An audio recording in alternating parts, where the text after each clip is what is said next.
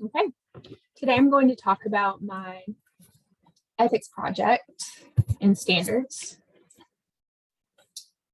I had to think about something that happened in the past. And when I was an administrator at Missouri School for the Deaf, I had issues with staff posting online about their jobs, students, and their coworkers on Facebook or Instagram. Oh my gosh, this created problems and dissension amongst the staff.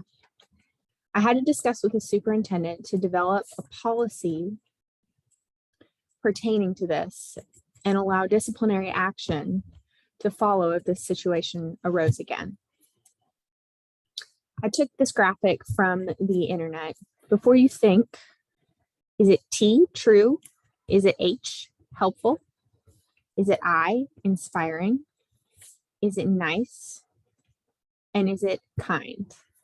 You have to think about all of these things before you post.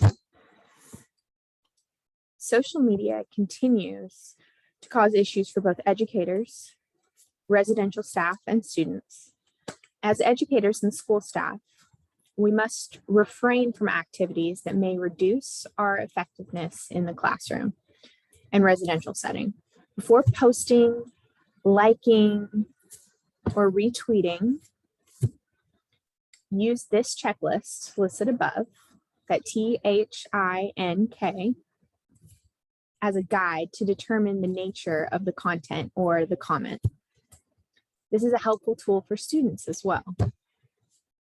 Most school districts don't have specific policies that prohibit educators from adding students as friends on their personal social media accounts.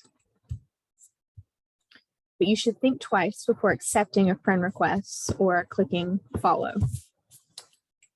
Even if you use your account appropriately, you could be opening yourself up to major issues if a student decides to use this online access improperly.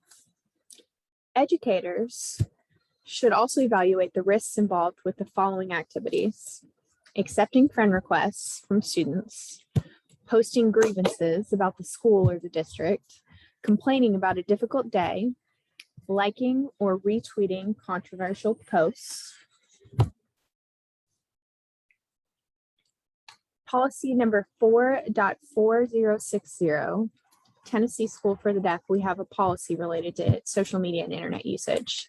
Before any employee is allowed use of the school's network or internet resources, the employee shall sign the Employee Acceptable Use Agreement in Policy 5.4040, Employee Acceptable Use, which sets out the terms and the conditions of such use.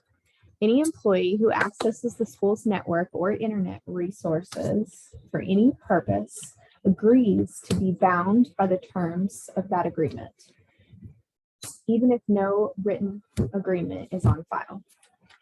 The director of schools or designee shall develop and implement procedures for appropriate internet use by students.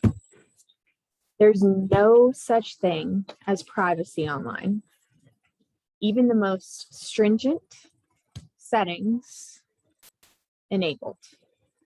Instead of posting, think of it like publishing. It cannot be deleted. It will go up into the internet cloud.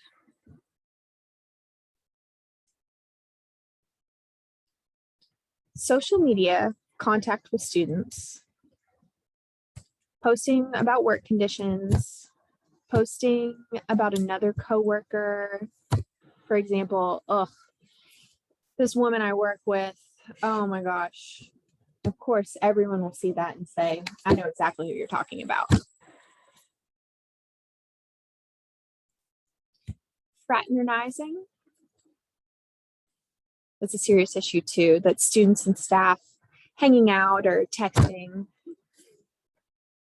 Monitoring student well-being, providing support during breaks and summer months due to limited communication at home.